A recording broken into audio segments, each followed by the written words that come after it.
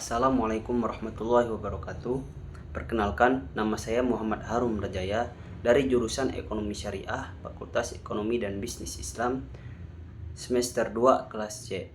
Di sini saya ditugaskan untuk membuat video UAS, yaitu tentang permasalahan ekonomi makro di Indonesia yang mencakup beberapa aspek yang saling berkaitan.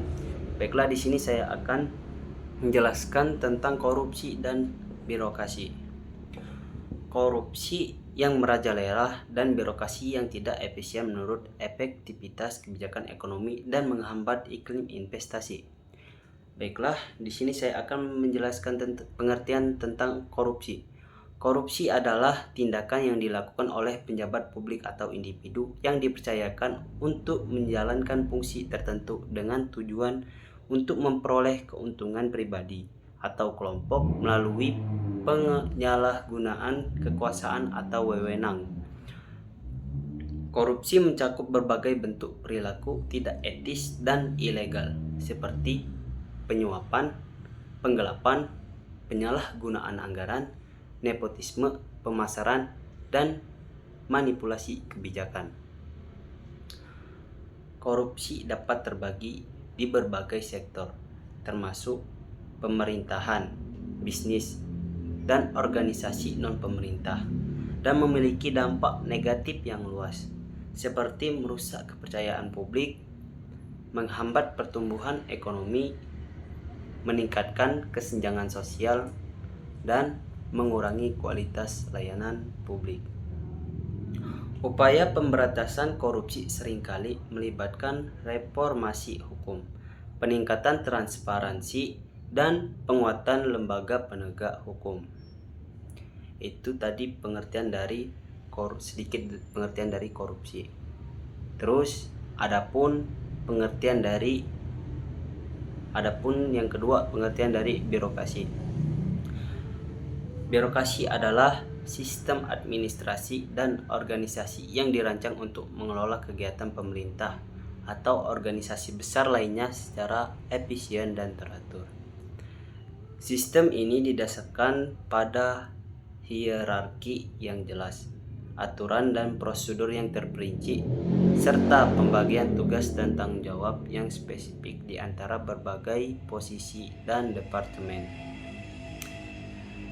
Ciri-ciri utama birokrasi yaitu yang pertama, hierarki yang tersusun. Jadi struktur yang terdiri dari beberapa tingkat manajemen, di mana setiap tingkat memiliki wewenang atas tingkat di bawahnya. Terus yang kedua, ada aturan dan prosedur tertulis, prosedur yang terdokumentasi dengan baik untuk memastikan konsistensi dan kejelasan dalam pelaksanaan tugas. Terus yang ketiga, ada pembagian kerja, tugas dan tanggung jawab yang dibagi secara spesifik di antara anggota organisasi sesuai dengan keahlian dan posisi mereka. Terus ada yang keempat, impersonalitas. Jadi impersonalitas ini adalah pengambilan putusan dan pelaksanaan tugas yang didasarkan pada aturan dan prosedur, bukan pada hubungan pribadi. Terus yang kelima, ada kualifikasi profesional. Pekerjaan diberikan berdasarkan kompetensi dan kualifikasi, bukan atas dasar favoritisme atau hubungan pribadi.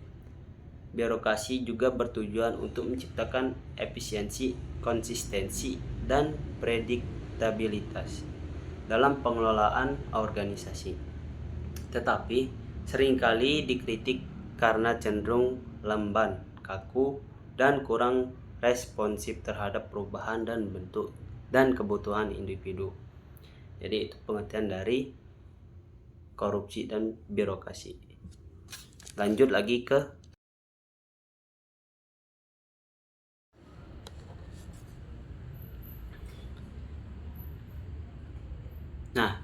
di sini saya akan memaparkan tentang cara mengatasi kasus korupsi.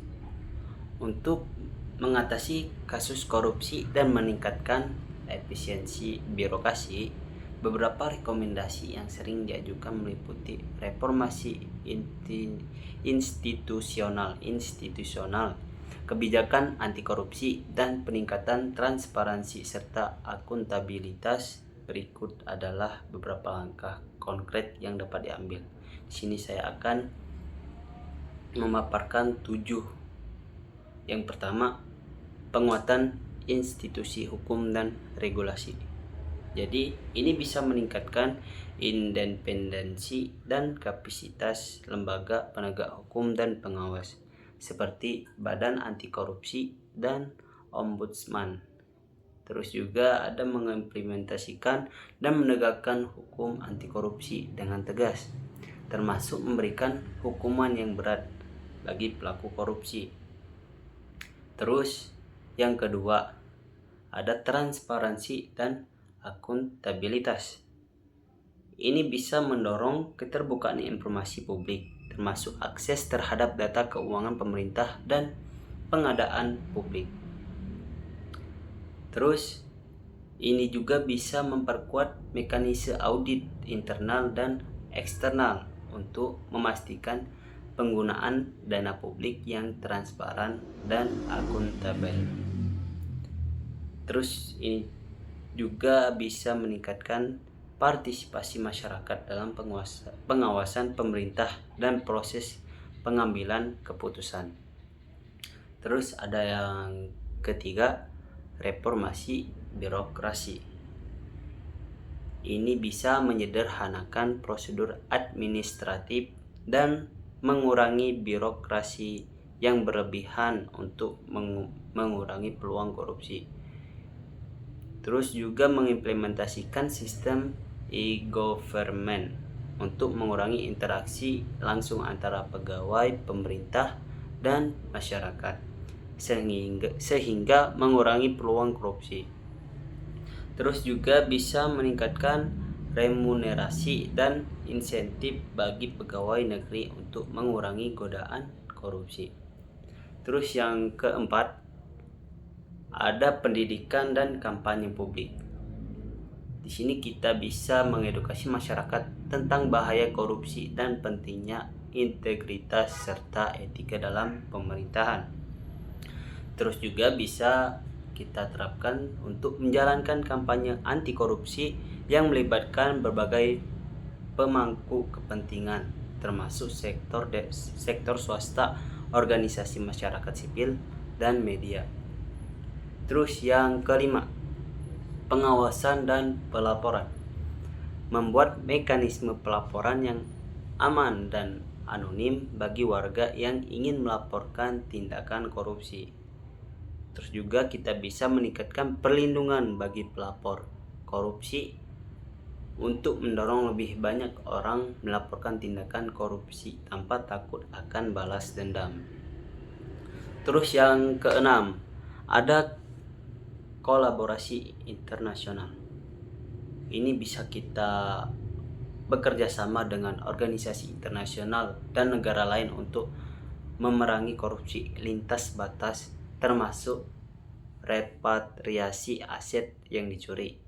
Terus juga kita bisa mengadopsi dan mengimplementasikan standar internasional terkait transparansi dan anti korupsi, seperti yang diatur oleh United Nations Convention Against Corruption atau UNCAC.